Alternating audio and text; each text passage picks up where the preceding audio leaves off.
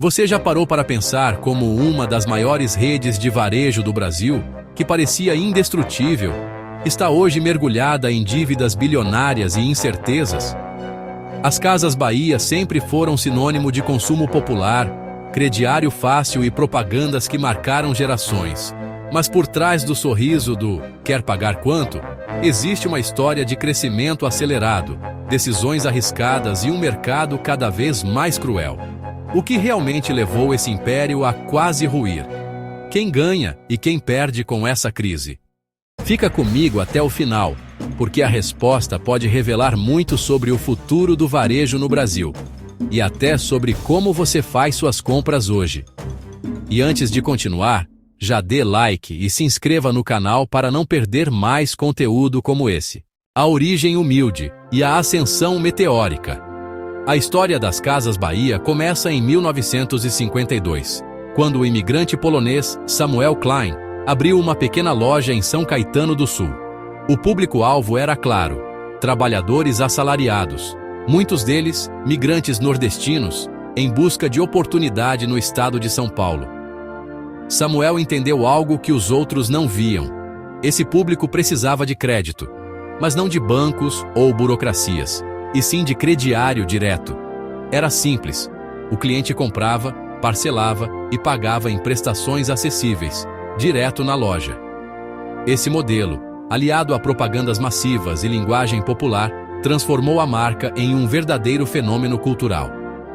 Nos anos 90 e 2000, as Casas Bahia já eram a maior rede de varejo de eletrodomésticos e móveis do Brasil, com mais de 500 lojas e presença em quase todo o país. O segredo do sucesso: vender confiança.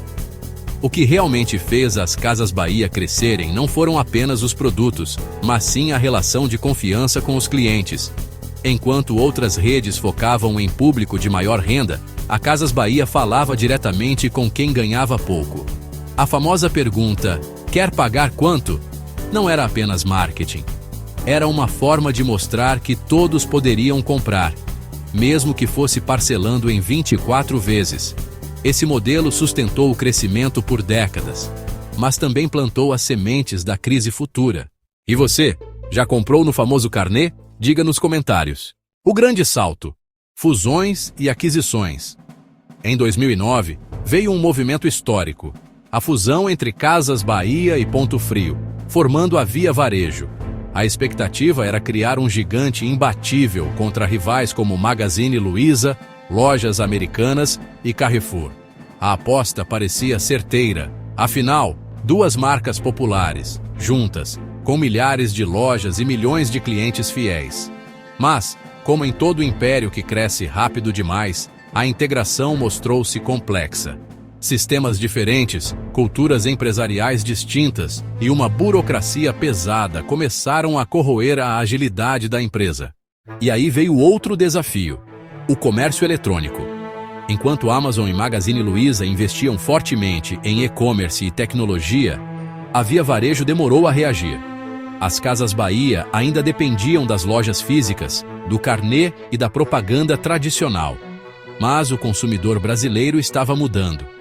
Com a popularização da internet e dos smartphones, o cliente passou a comparar preços em segundos, exigir entregas rápidas e promoções agressivas. E nesse jogo, a Casas Bahia perdeu o timing. Quando entrou de vez no digital, já havia perdido espaço para players que dominavam o ambiente online. O resultado? Queda nas vendas, margens menores e necessidade urgente de investir pesado em tecnologia. O peso das dívidas. Mas o golpe mais duro ainda estava por vir. A estratégia de crédito, que antes era um diferencial, passou a ser um risco. Com a crise econômica brasileira, desemprego e queda da renda, a inadimplência disparou. Clientes que antes pagavam religiosamente o carnê começaram a atrasar ou simplesmente não pagar. Isso deixou um rombo bilionário nas contas da empresa. Em 2023, o grupo Casas Bahia anunciou um prejuízo de mais de 4 bilhões de RONs em apenas um trimestre. Além disso, a dívida líquida ultrapassava 5 bilhões de ROLs, e as ações da empresa despencaram na bolsa, perdendo mais de 90% do valor em poucos anos. aqui entra o primeiro gancho do vídeo.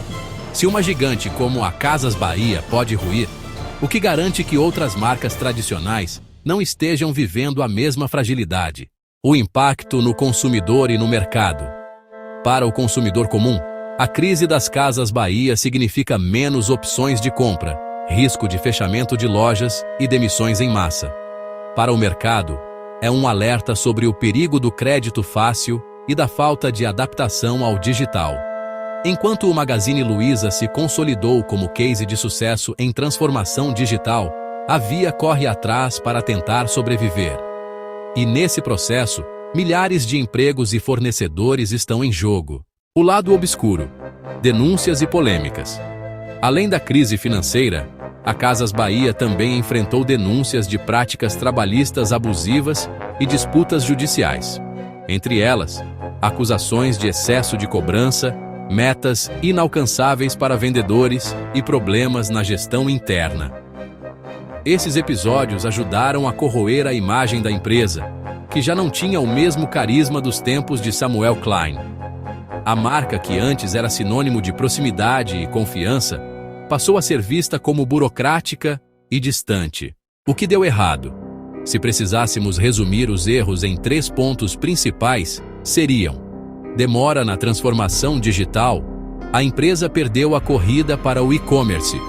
Dependência excessiva do crédito ao consumidor, que virou um peso com a inadimplência. Gestão e dívidas pesadas, que corroeram o caixa e afastaram investidores. Existe salvação para as Casas Bahia? A resposta não é simples. De um lado, a marca ainda é muito forte, principalmente nas classes C e D, que enxergam na empresa um símbolo de consumo acessível. De outro, a concorrência é brutal, e o caixa apertado limita investimentos em inovação. O Grupo Casas Bahia já anunciou planos de reestruturação, fechamento de lojas deficitárias e foco maior no digital. Mas será isso suficiente para reverter uma dívida tão grande e recuperar a confiança dos investidores? Lições para o futuro do varejo. A história das Casas Bahia ensina lições valiosas não apenas para empresários, mas para qualquer consumidor. Empresas que não se adaptam rapidamente às mudanças tecnológicas estão condenadas a perder mercado. O crédito fácil pode parecer solução, mas também pode se transformar em armadilha mortal. E, acima de tudo, nenhuma marca é intocável. Se até gigantes como as Casas Bahia e as lojas americanas podem ruir, fica claro que o varejo brasileiro está passando por uma transformação profunda. Conclusão. Gancho final. O caso Casas Bahia mostra que impérios podem ser construídos em poucas décadas, mas também podem desmoronar em alguns anos. O que antes parecia um castelo sólido, sustentado pelos carnês e pelo apelo popular, hoje é um gigante endividado tentando sobreviver em um mundo digitalizado. Mas aqui vai a reflexão final. Será que estamos assistindo ao fim das Casas Bahia? Ou apenas a um recomeço em novas bases? A resposta, talvez, esteja no próximo capítulo dessa história. Se gostou, dê like e se inscreva no canal para não perder mais conteúdo como esse.